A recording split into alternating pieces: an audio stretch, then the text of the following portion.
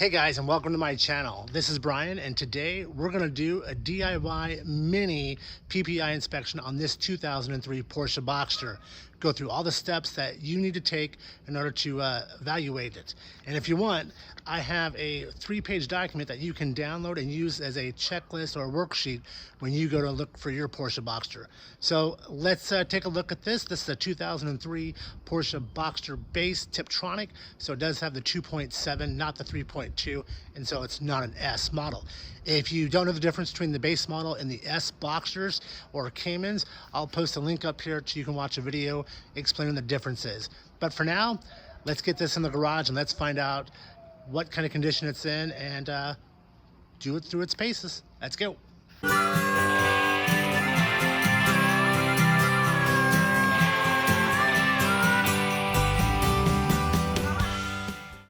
So today's demo car is brought to us by Double H Auto in Queen Creek, Arizona. This Porsche came right off the delivery truck, so it hasn't been washed, it hasn't been detailed, and nothing's been fixed on it just yet, and that's why we're using this car for this video. So it is for sale, so go check it out at Double H Auto in Queen Creek. Well guys, if you're watching this video today, you probably fancy yourself behind the wheel of a Porsche, and you've been out looking at Porsches for sale, and you realize that those early Boxster 986s from like 1997 to 2004 are the most affordable, newer Porsches that you can find. With price ranging from about $5,000 for one that needs a lot of TLC, a link up here to the Boxster we bought last year, the Boxster S, to about $12,000 to $15,000 for a well-maintained, well-cared-for late 986.2. So, if you want, download my little buying worksheet and use that when you go to buy your Porsche. And stick around and watch this video. We're going to go bumper to bumper on all the things to look for and check when you go to do a mini PPI on a Porsche Boxster or Cayman you're looking to buy. Let's get into it. Alright, so it's time to start our pre-purchase inspection on our Boxster. So first thing you want to do is take a moment and just walk around. Just see how everything looks. Any cracks in the headlight, any brown or burning spots where someone has put in a too high a watt bulb. Looks good there. Come to this side. Looks good. Looking good. Okay. So let's continue on. Bumper doesn't seem to have any cracks in it. No front end damage. Kind of look at the wheels and get an idea of tread depth in there. That's pretty good. See how much there my finger is under it.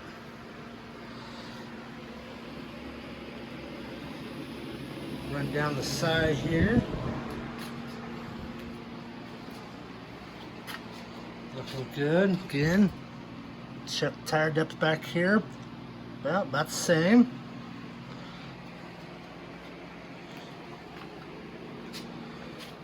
Back it up here. Checking the back bumper, seeing any stress cracks or anything. Checking our tail lights for any cracks or damage. That looks good. Good. All that looks good. Going to our third brake light. Looks good there. Also kind of look for panel gaps. Those look good. Good. Make sure they're even. Then we'll start back on this side. Check again. Well, all about the same. Looking good. Good. Again, let's check on the tread. That's good there. So body-wise, and then we'll check the glass for any cracks. And I don't see any cracks in the glass. Now, obviously the top is down, so we'll have to check that. Since this is a 2003, it should have the glass rear window. So we will check that in a little bit. So that's part one. You've checked visually the Boxster. You don't see any damage to the car. Glass looks good, tires look good, not a lot of road rash on the rims. So overall, the outside of this Boxster is good to go. Let's go to step two. All right, so step two is interior. Check the door panel. Look for any delamination or pulling away. Make sure that's all good.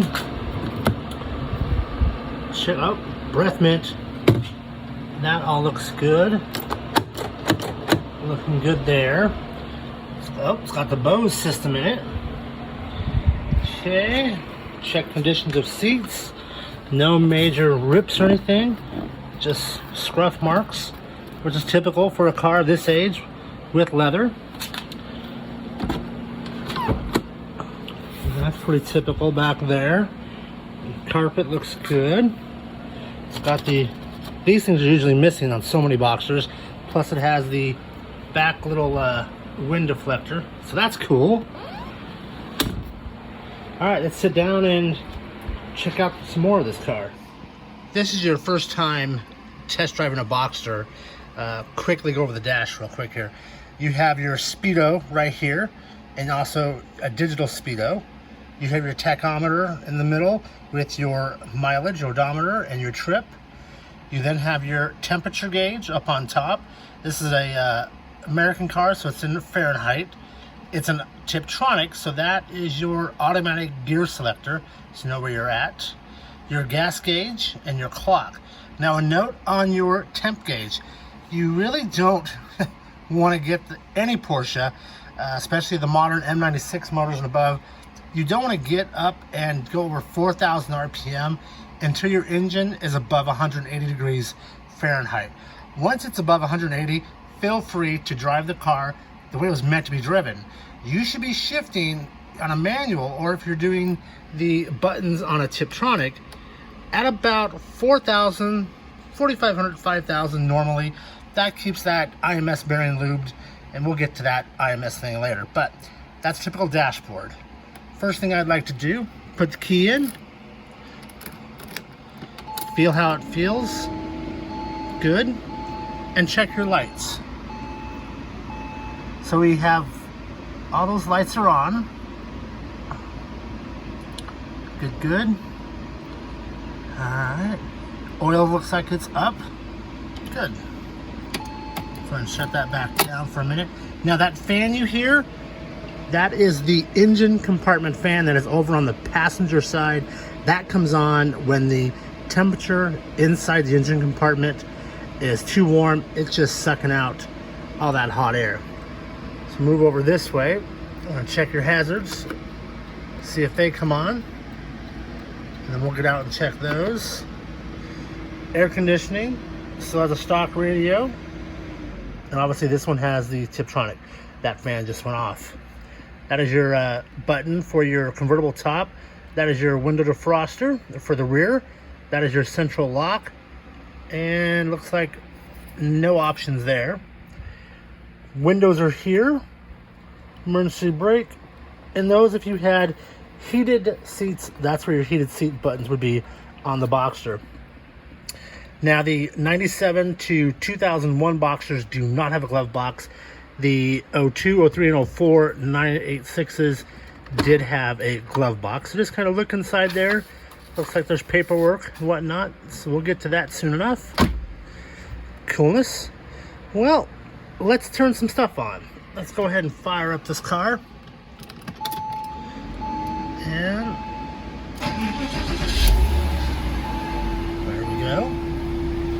Only light that came on was the seat light belt, which is fine. Let's go ahead and check over here the stereo. Oh. So you have speakers. You have speakers in the dash, in the doors. And this has the Bose equipped rear speaker for that bass to come out behind you. So that's kind of a cool thing. Since we're here, let's just check over the passenger side seat. Most passenger seats in a Porsche or any vehicle hardly has any wear and tear, and the same can be said about this one. Go ahead and check our window operations. And window goes up. I'll pull that back down. Now, you're listening for creaking noises, and we heard a little bit of creaking there, so that window regulator may be on its way out. Let's go ahead and try then the driver's side. And a little bit of squeal at the top, but that wasn't nothing I would be concerned about.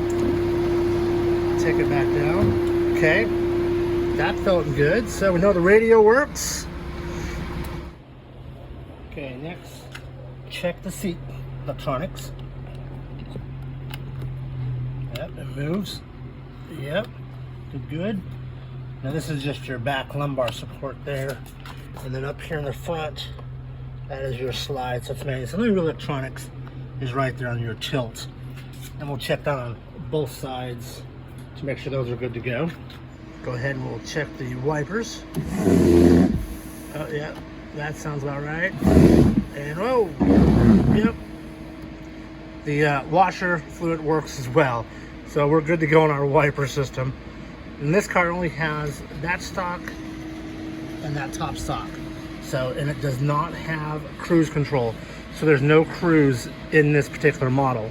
But if we did, there would be another stock here for the cruise control. And then if there was another stock here, just below that one, it would be for the trip computer in the middle, which would give you fuel mileage and miles till empty and all that. But this car does not have cruise control, nor does it have the computer built in. So one cool thing about this 03 Boxster is cup holders, and I'll put a link to my video up here when I made about my 2001 Boxster S 6-speed.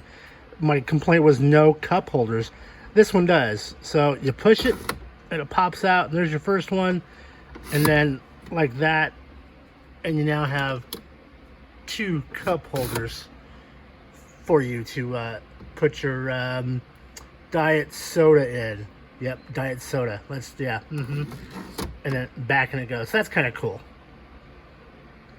Let's go ahead and see if the trunk buttons are working. I heard the front pop. I heard the back pop. We're going to just take a moment while we're here. Lift up on it. Okay, we'll come back to this. That looks like it's just over. We can take care of that. Looks like floor mats. Let's go to the front again.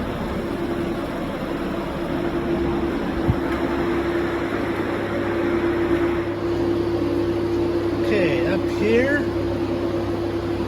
Hood shocks are good, so that's good. Looks like we have a toolkit and a spare tire. While we're here, fluid looks good. Alright. So that looks good. You can always check your sticker. Make sure you have the VIN numbers correct and all the factory options. You can look those up to make sure everything is right. And I don't see any paint difference from under the hood to the fenders. So that tells me that's not been resprayed. So we're still dealing with the original paint on this Boxster.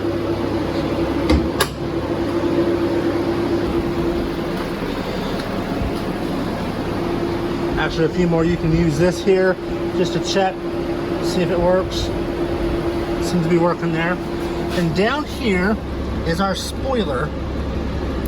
Let's see here. See if that'll go up. If you push that up, it should go up. Let's check. And sure enough, it popped up. Looks good. Just make sure it goes back down. Push down on the button. And it is down. Alright, so let's test our air conditioner. Let's come over here. I'm going to turn it on. Go all the way high. Go all the way low. Woo. Man. Circulate that. And then we're going to let that run for a few minutes and let it cool down in here. let's head up to the front of the car because I want to show you a way you can test your fans for your radiators. So let's head up front and let's check those fans. So when you turn the AC on in a Boxster or a Cayman or a 996, 997, when you turn the AC on, your radiator fans should come on. Now, you have two radiators, one on this side and of course one on the other side. And on a Boxster S, you would actually have one in the middle here. But this is just a base model 2.7, so there is none.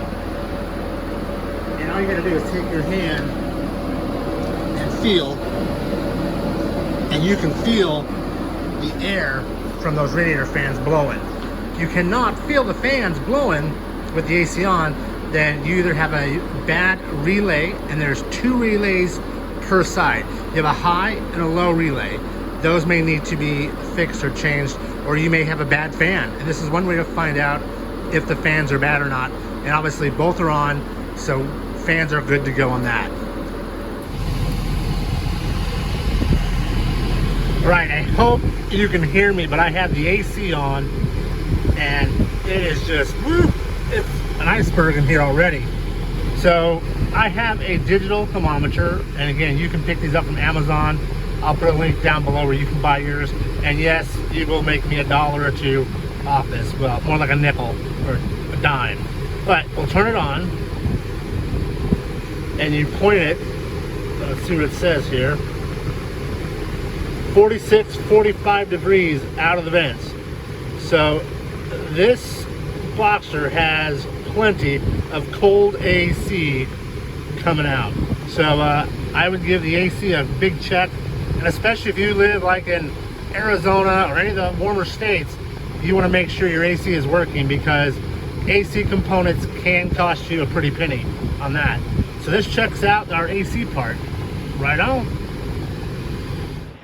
Now it's time for part 3. Let's find out about headlights. Turn that ignition on a little bit. Turn these lights on, and let's go see. Alright, so we have a light there, and it looks like that one's burnt out. So we're going to have to check on that. Put our side markers on. And it looks like we have a side marker out there. We'll take care of that. Heading our way to the back here. It's kind of hard to see in the daylight, but we do have tail lights on both sides.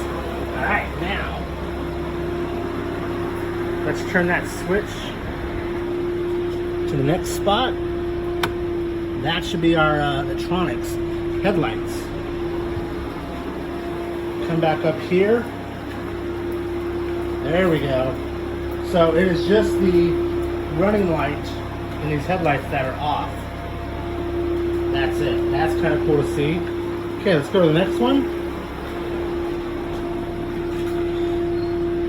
Which in the Boxster you're going to pull out. So that's now out. And those should be your fogs. Yep. And you can see now right there, the fogs are both on. Sweet. Okay, so we know we have headlights.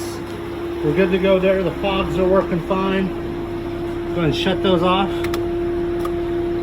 We're going to check now our turn signals. And yep, it looks good in the front. We'll take it out back here.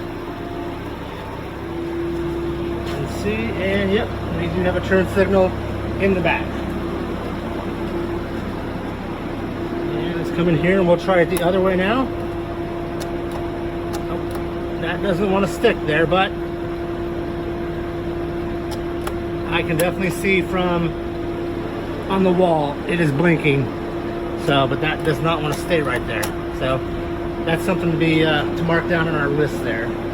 Okay, so we have all that. Now, if you have an assistant or a friend with you, or the owner of the car, have them sit in the seat and push the brake and check out the tail lights. Make sure the brake lights, and make sure they're working. Okay, guys, let's go for a test drive. Turn that key on. Check our oil. We're good to go.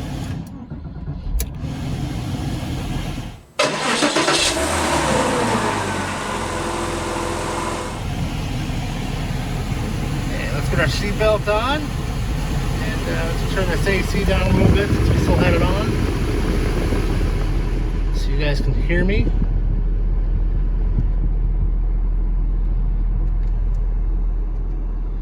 There we go. Either that, there should be enough to where you guys can hear me all right. Well, no unusual engine noises, no ticking, nothing out of the ordinary as far as the engine goes. With 80,000 miles, you shouldn't have any problems just yet. And yes, we're going to get to the IMS bearing at the end of this video, as it's a point of discussion. So at this point, everything looks good. Our oil is good. We have gas. Everything's good. Our mirrors are adjusted. Let's get it out on the road and let's take it for a little drive and see what we can find out. Now for the one part that everyone's been looking forward to, is the test drive. We already started the car. We're getting it cooled down because it is like 116 degrees today in Phoenix in the middle of the summer. So you can see our temp is just perfect. We're gonna need a little bit of gas. We'll grab some gas, but until then, let's back this out of the driveway. Let's keep an ear out for, turn that AC down a little bit so you can hear me better.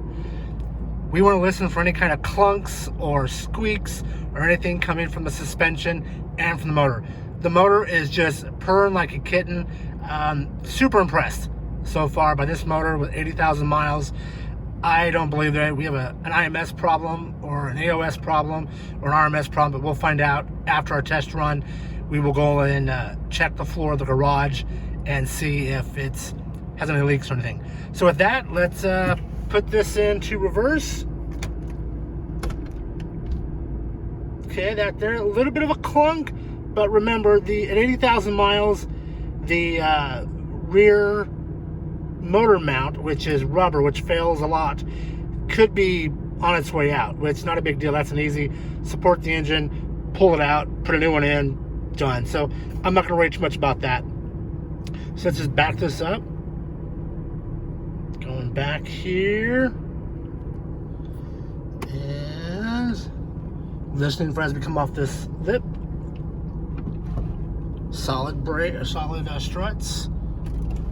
Good, nice and solid. I didn't hear any squeak, any rattling. All right, so let's go ahead and put the sucker in drive, and let's start out in fully automatic. All right, here we go. Get out of our neighborhood. Now keep in mind that if the engine's cold when you go for your test drive, do not go above 3,500 RPM while shifting. The automatic's going to do it for you, but if you're in a stick, make sure you don't go past 3,500 until that engine temp is all the way up to where it is right there at above 180. Then feel free to shift it as you would a normal Porsche at about 4,000, 5,000, 6,000 RPM. I am picking up some bumps as I go over these roads in my neighborhood, but this is normal, this is typical, and it's a Boxster. It's not a Cadillac, so it's not going to have a cushy ride. It's going to have a very firm sports car ride. Here we go. So far, so good. Nothing to be concerned with. Yep, good little bump there. We're going to come up here to the stop sign. And we have a car coming, so we're just going to take a moment. All right, let's go and pull out. And remember, we are in fully automatic mode, so I'm just letting it do its thing here. And we'll use these buttons here in just a second.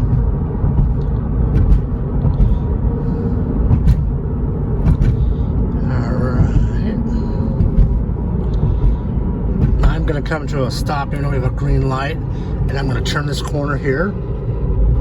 Just listening for the power steering. I didn't hear anything. And then I'm going to go into there, and I'm going to go into first and launch it. Nice, smooth.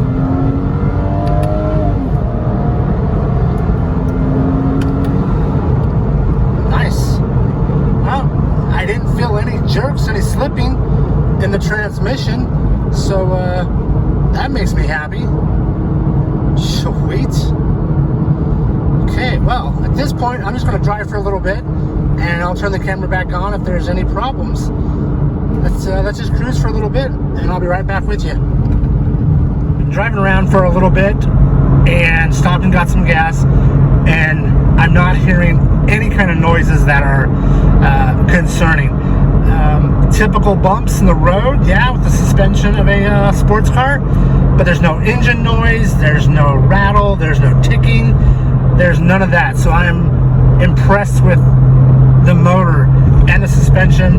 The transmission shifts very smooth, so it may have had a transmission service at one time. We'll check the paperwork when we get back.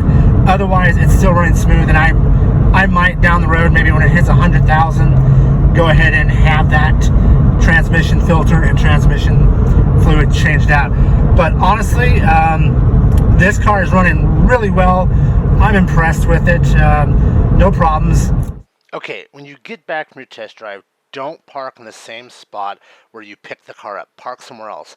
And then take the time and walk up to where the car was parked and look for any oil drips, look for any antifreeze drips, look for anything of fresh oil.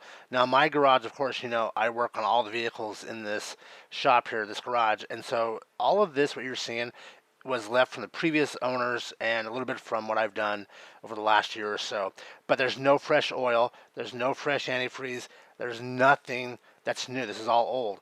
So that tells me the IMS, the RMS is in good shape. There's no leaks. So this is good to go. There's no coolant. There's no leaks on this car. I would definitely, I'm happy. This is a good thing. All right, let's get on to the next one. We've just come back from driving our Boxster. I'm going to pop this up again. We're going to look at this coolant tank. See how this one is kind of a bright white?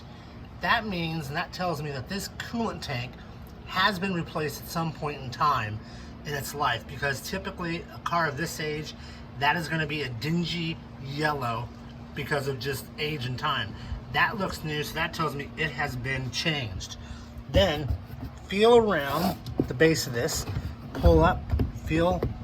You don't want any dampness. If this is a yellow, feel for dampness, and if you feel dampness, that means this is cracked somewhere, which is typical, and that's going to need replaced. But this one, it's good to go. It looks almost brand new. Go ahead and pull off your engine oil filler. Look underneath it. Looks awesome. I don't see any foam or anything, which would lead me to believe this car is intermix. So doesn't seem like any intermix issues. And we can tell our level might be a little off, but I'm hard to see in, so I'm going to probably, when it cools down, take this cap off, take a flashlight, and look down in there and actually verify how much is in there. And this here just looks like, oh yeah, someone just didn't clip it back in, and we can just clip that back in when we get a chance. But yep, there we go, no big deal there. And these are the, must be for seats or something, but unsure. All right, so I was everything back here checks out. Let's move on. All right, so let's see what this top looks like when we try to pull it down here. And you can see it's going, and it's coming, but there's cracking and there's popping. And watch how this top just drops. Bam.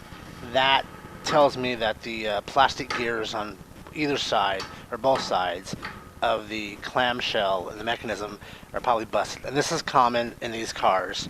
And you can still get the top up or down if you needed to. It becomes more like a vintage 70s Corvette, which the vintage Corvettes in the 70s did not have power convertible tops. You had to get out and physically push it down and pull it back up. So for me, it wasn't a big deal. I owned a 74 Corvette Stingray many years ago, and just something you had to do. But obviously, this one, you can tell those gears are cracking and popping. They're going to need to replace. That's going to we'll have to put that down on our PPI list here to look at and take care of down the road. So I just wanted to kind of get the top back up here. So I'm going to jump out and try and see if we can't get this thing to move. And here you can see I just lift up, and just pull it forward and set it down in the front and make sure it latches in the front there. And then you can come to the back here and just make sure everything is down. And I'm just kind of looking at the mechanisms, and I can tell that there's a little rain tray or a little rain sheet that I was just pulling on there. That connects to the back of the car, so if rain does get in, it kind of swooshes that rainwater off. So grab the daughter and had her give me a hand here, help old dad out, and having her actuate the button on the dashboard for the convertible top. That way I can get the clamshell, which is the back part, down. So I had her move it, go up and down, toggling the switch back and forth in order to get it to move properly. And again, just looking at those gears, you can't see the gears, but you can see the movement of that arm, and that movement kind of gives you an idea of what's going on. And so we took care of it. She started moving the top. I just kind of helped it down to make sure that it went into place correctly, and we were good to go there. Just making sure it's nice and tight. And the light on the dash did go off, saying that the convertible top is in the stored position. Alright, now that the top is up on the car, you can look at it. It is very faded, but overall, I mean, there's some little issues. But for the most part, for a top, and this is probably the original top, that's this old. Obviously, whoever had the car before drove it with the top up a lot, and probably they were from California or Arizona or southern Florida, whatever. So lots of exposure. But this actually could be put back to black with some dye or some treatment to get that going. But as you can see, the back window is glass, and there's no cracks in it. It does have the defroster in it. So we're good there. Go around here. Yep, all good. I don't see any issues. Little Porsche there on the glass. Nice little touch. And all this looks good here. All right, so the top, besides being faded, no major tears, no problems with the back glass. The top, in my opinion, is good to go. I mean, it's a Boxster. You're going to drive it with the top down most of the time anyways. And when the top is up, you just want it to keep the rain off you. So I think we're good to go on this top. Next, I just have this cheap Amazon $20 OBD2 reader, and I'll link a link down below there to where you can buy one on Amazon. And yeah, you will give me a few dollars if you buy any of the products you see in any of my videos, but that just helps support the channel. And there's the shop dog Sierra just checking on the Porsche. So let's take a moment, let's get this in there, and let's turn it on, and let's see what we can find out. So the OBD2 port on the Boxsters and the Caymans and the 996s is right down there. And seeing it's purple, so we're just going to take our deal here and see if we can't line that up. Alright, so it's lit up. We're going to turn that key to that first position, and then we'll get our app on our phone and we'll check out the car. Alright, so this OBD2 reader is really cool. You just hook it up to Wi-Fi. You'll see here it will pop up. Click on it, connect to it, and then go to any of the apps that are out there. I use this one for mine, and hit connect up here at the top, and then it will start talking to the OBD2 reader and making its connection. There it goes, it's talking, and now I'm going to put in the information for this particular car. So let's go ahead and put in that it's a Porsche. So let's scroll down to Porsche here, and a little more, and there we go. And then let's go ahead and let's select which model we have. So this is a Boxster, got that. And then the year, it's a 2003, we got that. And let's go ahead and mark the 2.7 liter motor, and that should be everything we need to give it. Alright, that looks good there. And now let's go look at some trouble codes. Go down here on the app, we'll click diagnostic codes, give it a minute to talk to the computer, and let's find out. And let's see here, give it a second, it's reading, it's talking, and sweet, there are no check engine codes. That is awesome. Alright, that's good. This is impressive, right? So what else can we see here? And it looks like all the emission stuff is passed. So it looks like it'll pass emissions. That's cool. Everything is set to go there. While we're out here, let's just look at a few more little things that this app can do for you. You can do live data reading as well once the car is running and driving around, and you can record all of that. Kind of give you a little bit more information on the ECU that it pulls up. It's got 12.1 volts, so it's looking good there. Everything else looks good on that. So I think we can say that based on the OBD2 readings, there's no check engine lights, so we are good to go on this 2003. All right, guys, here's our worksheet on our Porsche Boxster. Now, the dealer was able to provide for us a Carfax. So we can see here that it's had what shows 4 owners, and it's all from California. Now, notice here it says owners 1 and 2, which says estimated mileage driven to see details. So everything else looks good. We're working the Carfax here. No issues, all that is good. Here's where we get to that first part. Owner number 1 took possession, Beverly Hills Porsche, nice, corporate fleet vehicle.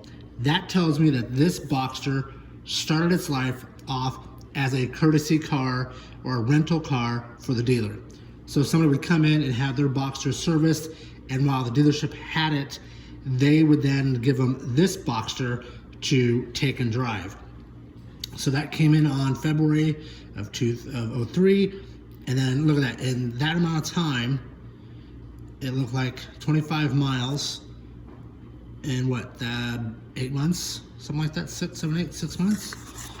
So we'll come back up here, and it looks like then in January it got driven a lot more and offered for sale. So then they sold it then that January. So there must have been some mileage going on, and that's probably that 2,000 miles worth of loaner car type stuff. Second owner took it at 2,100 miles and had it serviced, it looks like, in June of 04. Washed the vehicle, titled and insured, washed and detailed at home Porsche. Battery charging system checked, vehicle washed and checked, vehicle washed and detailed.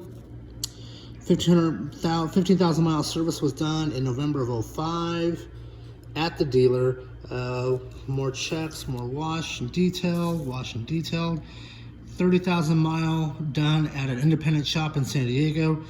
30,000 mile service performed. Brake fluid was changed, cabin air filter was changed, oil filter changed. Washed back at the dealer about almost 8 months later. Back at the dealer, and that's where apparently it was sold to its third owner, or in reality its second owner, with 32,000 miles on it. And come back up here, inspection, pass emissions, whatever. Then when did that happen? That happened in, looks like May of 08. One person, then they sold it. Wow, quite a few years later then, sweet, like 5 years later. They sold it, and it got smogged. It was looking good. Drivability performance checked there. The maintenance inspection completed. Coolant temperature sensor replaced. Emission system checked. Fuel filter cap secured. Didn't have a problem with that. Emissions. Back up, and brakes were checked. Alignment was checked. Tires replaced or balanced. Then a duplicate title was filed for. The evap system was done up front by the gas tank. That was awesome. Brake pad sensors replaced. Charcoal vapor condenser replaced. More emission controls. And then a pre-delivery inspection in 2020. So somewhere here, up right there, Perry Infinity in Escondido, then it looks like took possession of it, took ownership of it, and then they sold it to the auto auction, which is then, I assume, how this dealer then received it. And so everything there looks good. So that Carfax looks good there. Good. And again, these are the guys that have the car currently for sale. And watch the video a couple times. So far, so good. Only a couple little things. And that's the warranty check and all that fun stuff. And yep. All right, so we got all that. So the one thing I did not see was anything about an IMS, nothing about an RMS, nothing about an AOS. So we did find some receipts, and this looks like kind of stuff that we've already seen. Mount and disposal. Got another one in here. And yep, another one here. Another one. Auto service. And so there's a few little receipts in there, but so the AOS has not been changed. Let's assume the RMS has not been changed and the IMS has not been changed.